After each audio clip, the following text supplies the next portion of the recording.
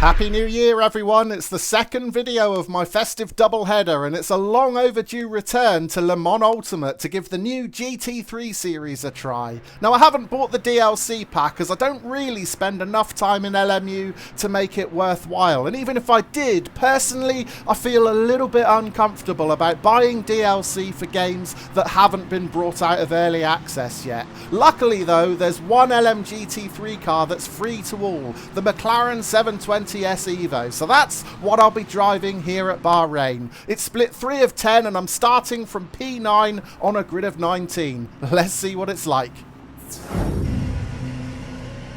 Green flag. Here we go then, we're underway for 20 minutes at Bahrain, a track I'm still very much a novice at. I don't know too much about it, but what I do know is that T1 is as challenging a first corner as there is anywhere in sim racing. So with that in mind, I'm just giving myself a bit of extra room to the cars in front. Watch the radar, look how many cars there are on screen. There is no room at all through this first section.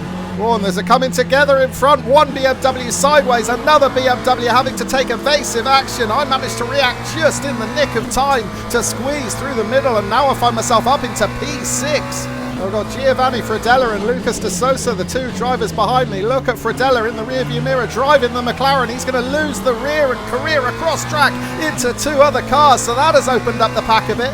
I've still got De Sosa breathing down my neck as well in that BMW. Oh, now it's my turn to lose the rear. I'm fighting hard to keep the McLaren facing in the right direction. I've just about done it, but at the expense of several places out onto the gravel. Finally, I get back on track. I've got to beware of dirty tyres now. Can't be greedy getting on the gas coming out of this corner. Very, very tentatively getting back up to speed, and now we can assess the damage, and it is 6 positions. I've dropped from P6 down to P12 as a result of that mistake. Yeah, this McLaren certainly felt a lot looser than I was expecting going into that SS section for the first time. The rear dramatically stepped out, and actually I did really well to keep it facing in the right direction. But yeah, we've got a lot to do now. P12, and actually in front of me is Nikolai Nikkei. Now we saw Nikkei crash out at turn 1. In qualifying, Nikkei put it P6 on the grid, a lap time of 2:01.6. That was a good 6 or 7 tenths quicker than my lap time. So can I use Nikkei as a bit of a target here? Will Nikkei start battling through the pack? Can I follow him? Well, I got a really nice line through turn 13 there, very smoothly taken, and as a result I'm picking up a bit of extra speed now. I'm closing in on Nikkei. Will I be able to make a move up the inside? I'm going to pick up a bit of toe here and certainly got the extra speed. No, Nikkei slams the door shut. He moves to the inside line to defend the position.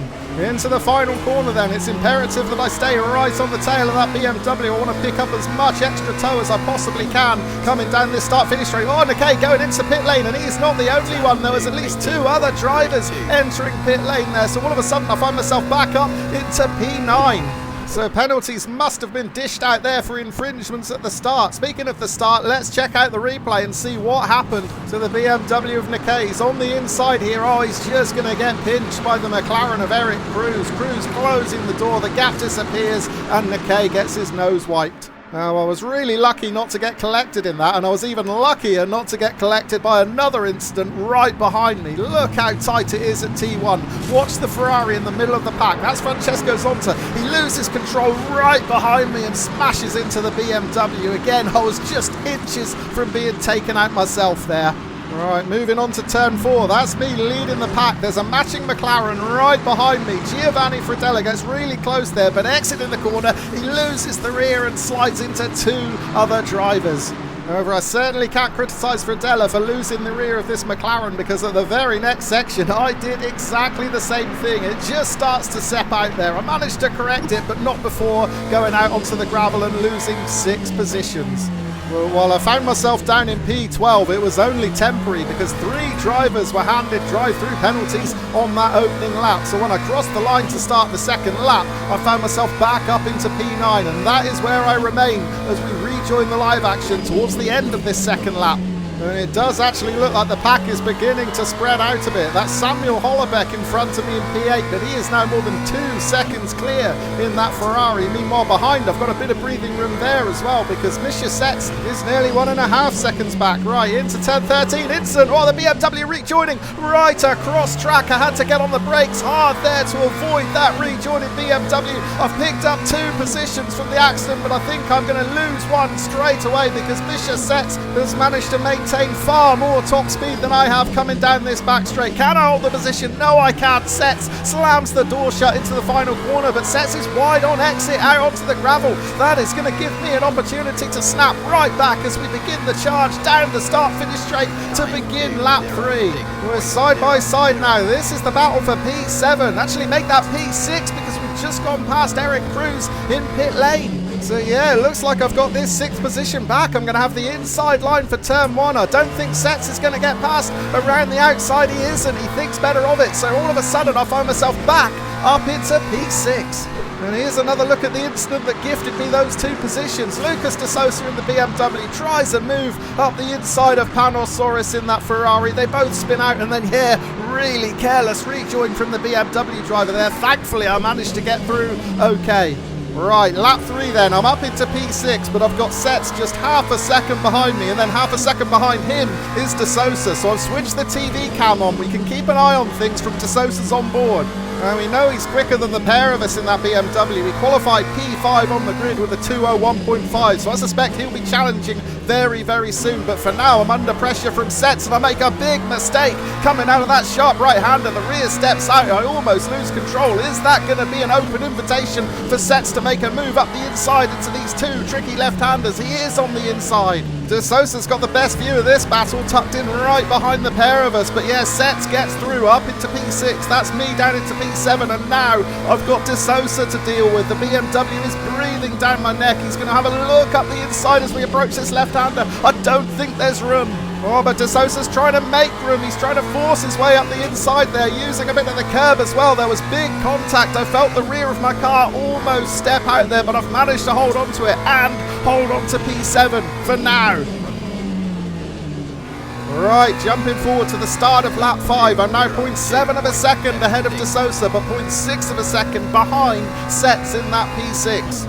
Can I close in on that red McLaren in front? We're almost at half race distance now, so there's still plenty of time left. I do get a little bit closer coming through this first section, but I'll be honest, I'm not feeling 100% confident at the moment. I'm in an unfamiliar car on an unfamiliar track in an unfamiliar sim. I am liable to make mistakes, and I'm going to make one at the end of this long straight into turn 4. I just brake a touch too late, almost run into the back of Sets. I have to take avoiding action, and that has cost me several tenths.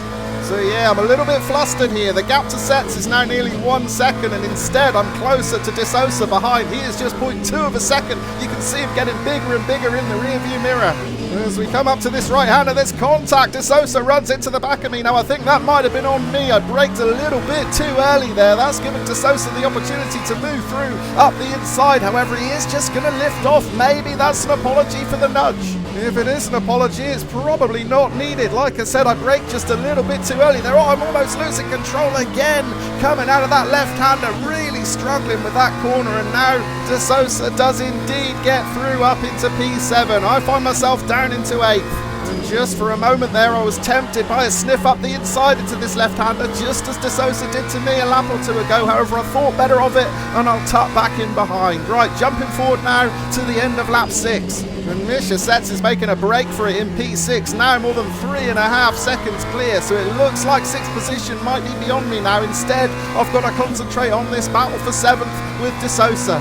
And at the moment, it is advantage De Sosa. He's got a 0.4 of a second gap, which is just enough to keep me far enough behind that I can't make a move up the inside into T1. So all I can do is get as close as I possibly can and maybe mount a challenge coming out of the corner. And that is going to be a real opportunity now, because De Sosa has missed his apex completely. Now, if I time this perfectly, I can make a dive up the inside. And I have timed it perfectly. I was on the gas earlier, I've maintained my speed, and now I'm going to have the inside line for T4. I should be able to get this pass done here.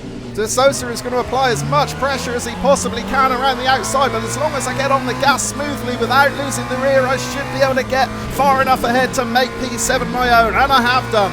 And now I've got to be aware of a big overtaking opportunity in this upcoming right-hander, so I'm going to go defensive. I'm going to close off the inside line once again, sending De Sosa wide. There's no way around there. There's a little bit more contact. De Sosa exploring the potential switchback, but once again, there was just no room to pull it off. So at the moment, I'm staying ahead of the BMW driver.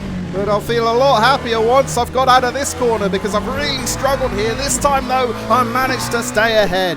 And here's another look at the overtake. Really happy with this one. I timed it to absolute perfection. Stayed on the gas, didn't need to lift, and pounced at exactly the right moment. Well, let's not pat myself on the back too much because I've just made a right mess of turn 13 there. You only have to miss the apex by an inch or two and it really costs you speed down this back straight. Look at De Sosa in the rearview mirror. He is closing in, picking up a bit of a toe. He has a look to the inside, but he's not quite close enough to consider a move into the final corner. So I'm holding on to P7 for now. In fact, I get a better run out of the corner as well. I'm opening up a bit of breathing room here. That is exactly what I need to see coming down this back straight to begin lap 8. I was beginning to move over to the inside to try and defend this line, but now I've gone back to the racing line. I think I might have made a mistake. I wasn't quite as far in front of De Sosa as I thought I was. De Sosa does indeed make a move up the inside. I have to abort my turn at the very last second there to avoid the contact. Now, can I do a repeat of the overtake from a couple of laps ago? No, I can't this time. De Sosa, wise to it. He immediately goes defensive to block the line off. And yeah, that was a little bit sloppy by me there. I should have been a touch more streetwise and closed that inside line off into turn 1. I didn't do, and it's cost me the position, but it looks like De Sosa is a bit rattled here. He's struggling to find his rhythm again. He's all over the place. I'm right on his tail, but I just get a bit too close to that big BMW. And yeah, my line through the S's there wasn't the best, but De Sosa's line into this right-hander isn't the best either. He is well wide there. Is he going to run out onto the gravel? No, he manages to keep it on the track, but it's cost him time. Maybe pressure will be my best strategy for the next lap or two. If I can't get past the BMW, maybe I can apply some pressure and force him into a mistake. Of course, there's always the potential of making another mistake myself. My race has been littered with them so far. Right, jumping forward to lap 9. We are in the latter stages of this race now, and still I am stuck behind the BMW of De Sosa. There's nothing I can do to get alongside him or past him. He's driving an excellently defensive race here. Still looking a bit ragged, a bit wide on exit there, but he's strong through this S's section where I am struggling. I just can't get my line right through here, and you can see the BMW immediately open up a tenth or two.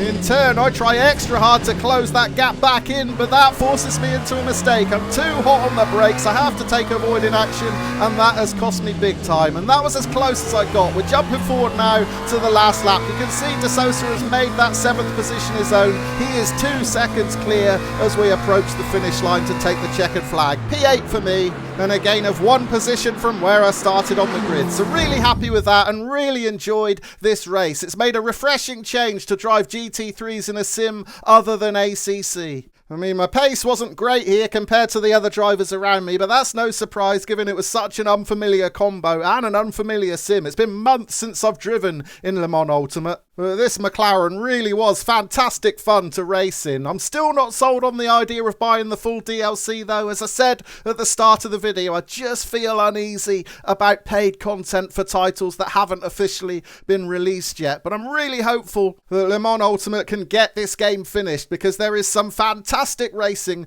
to be had. Thank you ever so much for watching, and whatever you're doing this new year, have a good one.